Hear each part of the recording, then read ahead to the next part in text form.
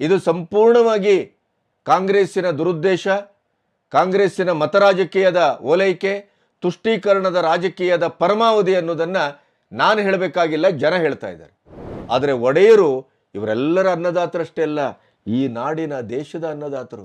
ಅವರ ಇಡೀದಾದಂಥ ಜೀವನವನ್ನೇ ಅದಕ್ಕೆ ಮುಡಿಪಾಗಿಟ್ಟಿದ್ದಾರೆ. ಒಡೆಯರು ಕೆಲಸ, ಒಡೆಯರ ಸಾಧನೆ, ಒಡೆಯರನ್ನು ನಾವು ಯಾಕೆ ವರ್ತಮಾನದಲ್ಲಿ ಮತ್ತೆ ಮತ್ತೆ ನೆನಪು ಮಾಡ್ಕೋಬೇಕು.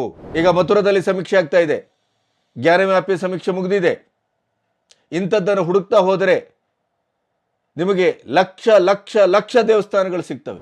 ಅಲ್ಪಸಂಖ್ಯಾಕ ಸಮುದಾಯದೊಟ್ಟಿಗೆ, ಅವರ ಇಮಾಮ್ಗಳೊಟ್ಟಿಗೆ, ಅವರ ಸಂಸ್ಥೆಗಳೊಟ್ಟಿಗೆ ನೀವು ಕರಾರು ಪತ್ರ ಮಾಡ್ಕೊಂಡ್ರಿ.